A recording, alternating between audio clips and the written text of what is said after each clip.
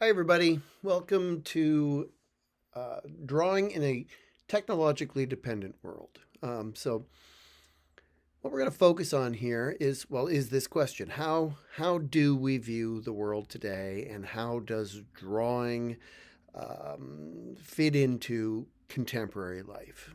Now, the sad reality is that we experience much of what we experience through our devices. Now, yes, the experience is mediated, but it's perfectly natural for us to do this. When we encounter something striking, something that is of interest to us, our natural impulse is to try to capture it.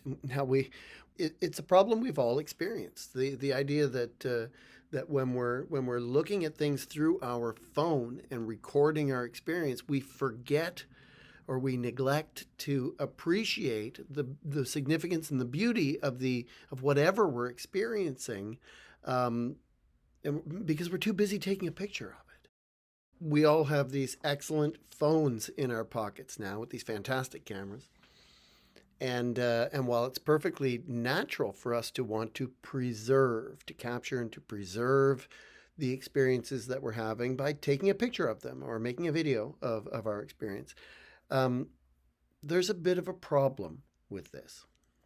So, how does this relate to drawing, specifically to drawing significance? Let's say in a technologically dependent world, the idea that we all have these phones in our pockets that seem to be preventing us or making it even more difficult for us to actually experience what's right in front of us directly. As we discussed in an earlier presentation, our brains are already wired to ignore or to not even register much of what is going on in the world around us. Our brains, they conspire to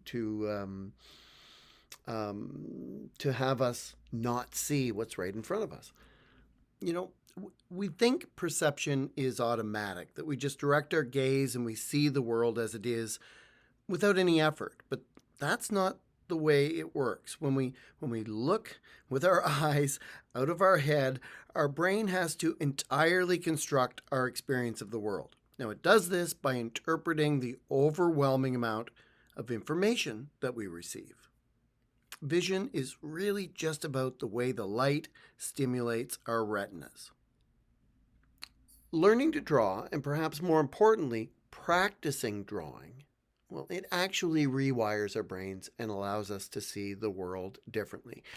Drawing teaches us to pay attention to previously invisible details. Now, this alone is bound to deliver a richer perceptual experience, and I think it's not an exaggeration to say a more interesting life. But the idea that this is a purely modern or contemporary phenomenon is incorrect. In fact, in the 1860s, I believe. Oh, hold on a second. This is 1883, but it is not. It's 1863.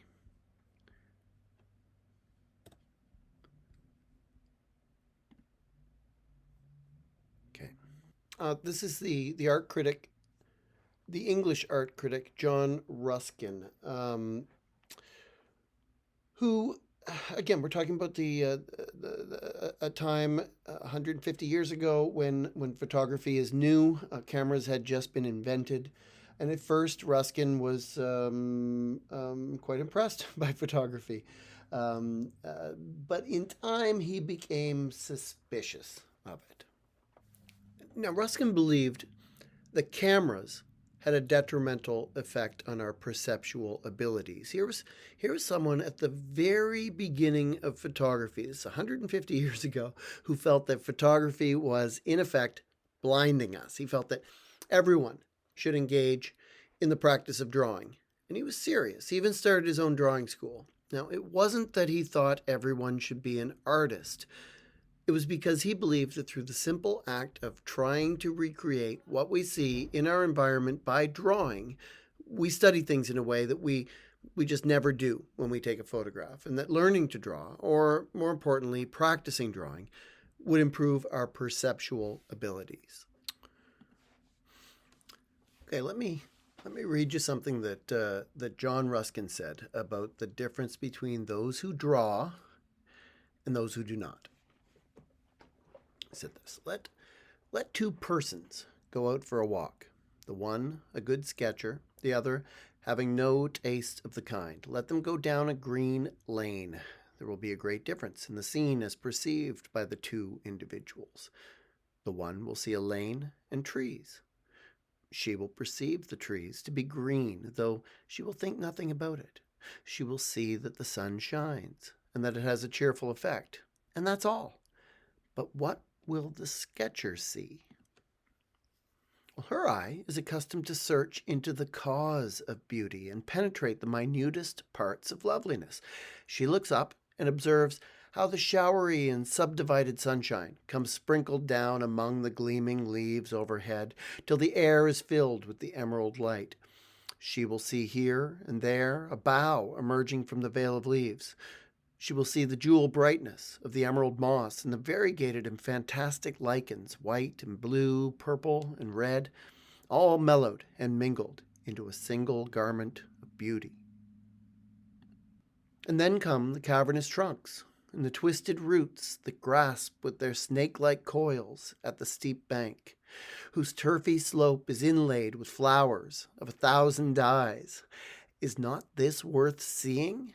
Yet, if you are not a sketcher, you will pass along the green lane, and when you come home again, have nothing to say or to think about it, but that you went down such and such a lane.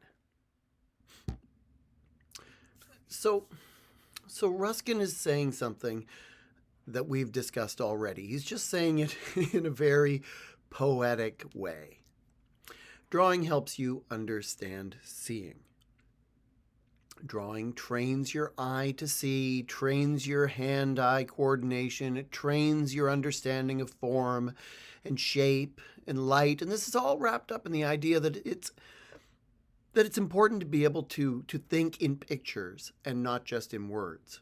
Drawing supports visual thinking. Here's a beautiful Van Gogh little drawing, 6 pines near the enclosure wall, 1889. Now, if I asked you, for instance, right now to go outside, your front door and just look around, then I asked you to come back in and said, how many trees did you see? You probably wouldn't be able to tell me. But if I asked you to go outside your front door and to sit and to take 5 minutes to draw what you see, then when you came in and I asked you how many trees you saw, you would be able to tell me. Like Vincent van Gogh's beautiful little drawing here of 6 trees. It's very specific. So this is an age-old problem, but it's one that is perhaps made worse by the technology that we have available to us today. And it's possible that the technology that we have available to us helps us to understand this problem more clearly than we did in the past. The problem is there's too many things, and you can't see everything. It would be too exhausting. So our brains have to reduce the amount of information that we take in. We try to see patterns. It's so much easier to just recognize the things around us instead of actually looking at them. So we reduce the world of objects to labels and symbols. But when we draw, we actually have to look. And that helps us to discover the world around us. The symbols disappear and we see what is actually there right now. This way, we're storing these perceptions, preserving them, these memories in our minds and not in our cameras. And this can lead us to have the experience of discovering extraordinary beauty in ordinary things. Here's a Jim Dine drawing from 1991. It's called Summer 1991. It's a simple vase of flowers. So there's no question that drawing improves our perceptual abilities. But drawing is still crucial in today's world for creative thinking. Say you want to design a new kitchen.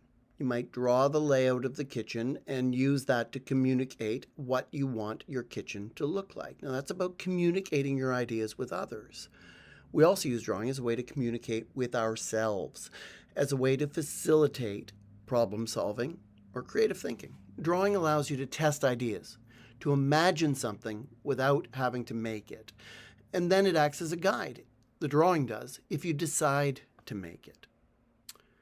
Now this is Picasso's Guernica from 1937. This is it's a very famous anti-war painting. It depicts an event. I think it was a bombing in the 1930s in the Spanish Civil War of the town of Guernica. It led to a catastrophic loss of civilian life, and Picasso made this very complex composition to express his ideas about the futility, the pointlessness, the horrors of war. Now, to make this painting, a complex and large painting like this, I think he made as many as 67 preliminary drawings and small paintings, just working out all of the elements that we see in the final piece. You'd be hard-pressed to come up with a more efficient way as an artist to work out your ideas. I don't think technology helps you with this. I think this is something that drawing continues to be the best tool that we have to think creatively, to work out our ideas. Now, and that brings us to the question of expression, feelings, right? Can we draw what we cannot see, like our thoughts or our feelings? And is there a benefit to this? Again, in today's world? Well, here's some cool science about emotion regulation. Studies have shown that brief episodes of drawing actually work to improve mood. In one particular study, participants were asked to draw either to distract themselves when they were sad or upset, and they were asked to draw to express themselves. Now, after a single session, drawing to distract improved mood more than drawing to express, but both drawing to distract and drawing to express improved mood equally after 1 month of testing. So there seems to be some significant benefit to any amount of drawing, but also an ongoing benefit related to drawing practice. Now, you'll remember we discussed Louise Bourgeois and her daily drawing practice, and she did say that drawing was, for her, a way to manage trauma. For her drawings were a form of catharsis, a way of working through traumatic events in her past. Here's a nice little Louise Bourgeois drawing. It's an untitled one from 1994. But there's another kind of feeling. It's not about emotion that I'd like to talk about. Now, for those of you who are in my painting class, we covered this there, but I'd like to touch on it here as well. It's the idea of proprioception. There's something else about drawing that makes it important, and I think that's the physical aspect of it. I think that drawing, as well as painting, is important because of how it connects us to the physical world. This is, again, particularly important because of our dependence on technology and technology's influence on our daily life experience. Now, the idea here is that drawing, from the point of view of the viewer, that it can be received not just visually, but to an extent kinesthetically or somatically. The term somatic just means having to do with the body, right? The idea is that drawing can be thought of as a record not only of an activity, but also of the movement and position of the body. And I mean the body of the artist, the body of the person who's making the drawing in space. Like, I've asked you, when working on gestural drawing, for instance, to stand in front of your table or in front of your drawing board as opposed to sit, so that you're using your whole arm, your whole shoulder, and to an extent your whole body to make the drawing. I think that's an important component in how we experience drawings. The fact that we all have bodies, and that when we can get a sense of, or a feeling from a drawing about what the artist's body was doing in making the drawing, to an extent we feel that in ourselves as viewers. Much of how we function in and experience the world has to do with our autonomic nervous systems. We have a system that keeps us breathing, keeps our hearts beating. We have these receptors, these proprioceptors and interoceptors in our joints and in our tissues that provide our brains with information about our movements and our body's position in space without us having to consider these things consciously. This is called proprioception. In the 1800s, it was called muscle sense. There's a famous neurologist named Oliver Sacks. He calls it our secret or our subconscious sense.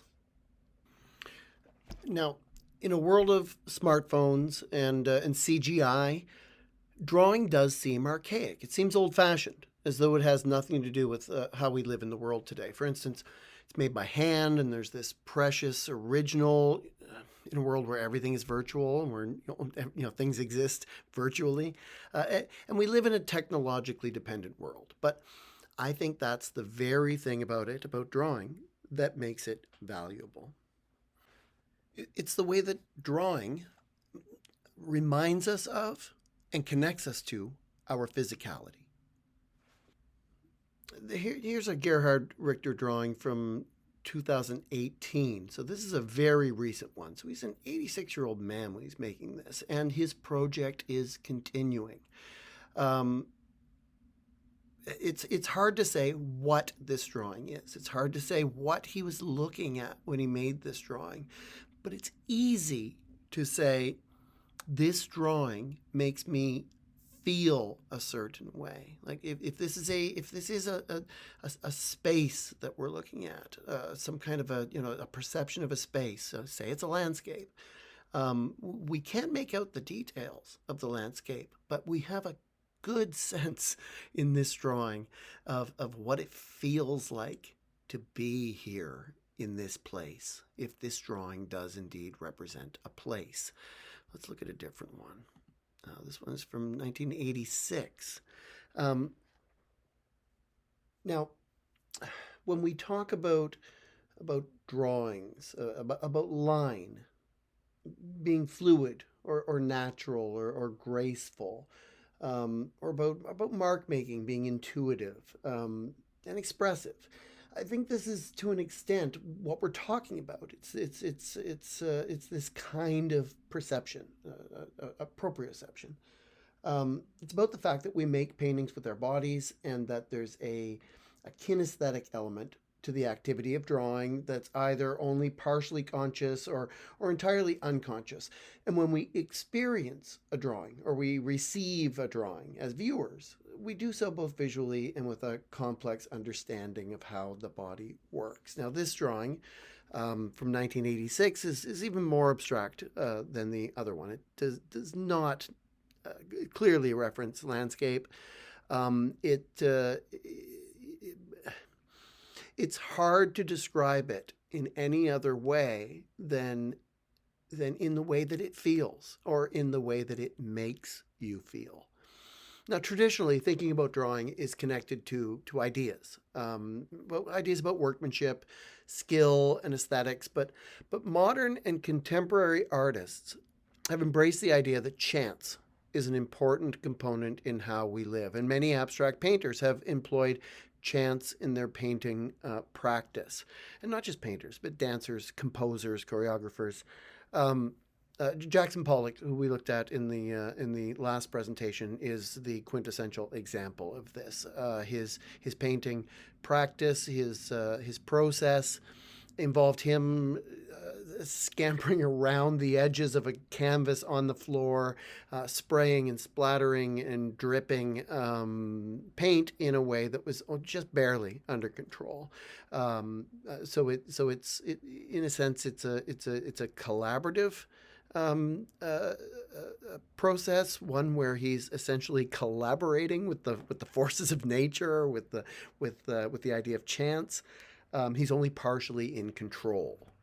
Now, Gerhard Richter's drawings, they represent an effort to question and subvert the traditions of drawing in a way that's similar to the way Jackson Pollock's paintings questioned and subverted the traditions of painting. But unlike the giant squeegee technique that Richter uses in his abstract paintings, which allows for an element of chance to enter in the creation of the paintings, drawing requires that every line be intentionally drawn and that every shape be consciously created. But there's nothing in these drawings that appears to be that purposeful. They do seem to embrace randomness and to suggest a kind of a physical response to experience. I don't have it here, but for instance, there is an example of a drawing that Gerhard Richter made where he put his pencil into I think it was a power drill, and he made the drawing by actually coming into contact with the power drill with the pencil in the end of it bouncing and moving randomly on the page, so the line is jumping around. I don't have an image of that one, but it's similar to Jackson Pollock's process of just splashing the paint and seeing what happens. Thinking about proprioception, let me show you this Betty Goodwin drawing. You'll remember Betty Goodwin. It sounds somewhat abstract when I'm talking about like the Richter drawing, um, um, uh, providing you with a sense of what it feels like to be in the place, assuming that drawing really was a drawing of a place, that it was a landscape drawing. It sounds complex and it sounds a little obtuse, but there's something more simple and more fundamental going on here. As people, our perceptual senses have evolved over a long period of time, and just in terms of how we react to visual stimulus. We like horizontal lines and we like vertical lines. Vertical lines are comfortable. Another human in front of us is upright and vertical. Trees are upright and vertical. Features that make us comfortable are upright and vertical in our environment. Um, at the same time, horizontal lines make us feel comfortable in the same way. They make us feel stable. They give us a sense of security.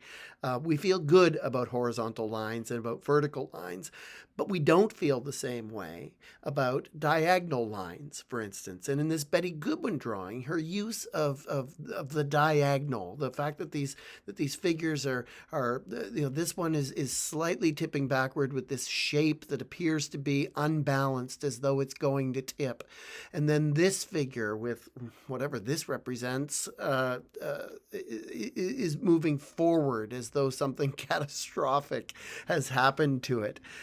These are feelings, but they're feelings that are fundamentally based in how we respond to line and gesture. Just the diagonals in these drawings provide us with that unsettled sense that we get from viewing them. So when I'm talking about feelings in these drawings, about how they make us feel, it should be clear I'm not talking about emotion. I'm not talking about feelings in that sense. I'm talking about a physiological response to visual stimulus. Now, I mentioned Oliver Sacks, the famous neurologist. He wrote in his book, I think it's The Man Who Mistook His Wife for a Hat. Um, in that book, he told the story about a man, a construction worker who suffers brain damage, which only affects his proprioceptive functions. His cognitive abilities are entirely intact, but he bumps into things, and he has no idea of what his arms or his legs are doing unless he can see them. I think he got a piece of rebar through his head, but cognitively he was fine. He just couldn't keep his balance. Now he deals with this by fabricating a hat with a level in it so that he can at least manage to stay upright and not fall over. He just has to keep the bubble in the middle. So it's that kind of thing that I'm talking about when I'm referring to your proprioceptive sense. Your proprioceptive sense is responsible for keeping you upright, making you feel like everything is stable, and providing you with the sense of your body's position in space. Now, to sum up, if we go back to the beginning of this course, to where we started, We started with an examination of the oldest evidence of human activity that we have. These drawings on these cave walls.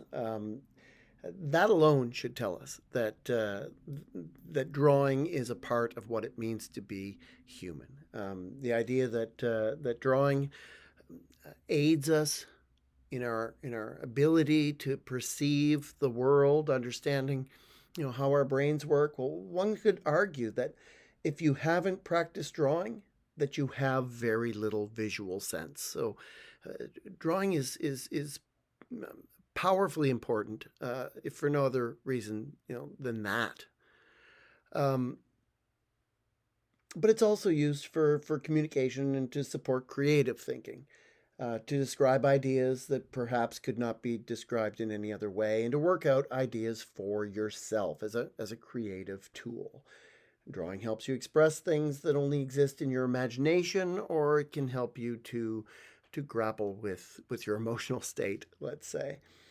And finally, drawing connects you to your physicality and to the physical nature of your existence at a time when everything is virtual and when it can even be unclear whether something is real or whether it's a simulation, again, in the technological time in which we live.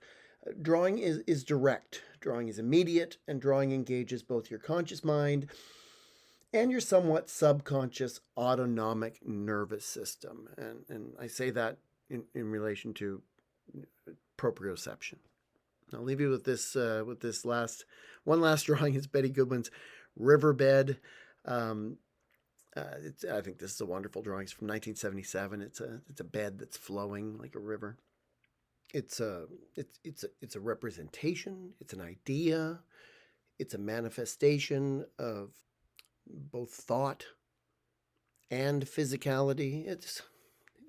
It's everything you want art to be. Let's leave it at that. Okay, take care, everybody.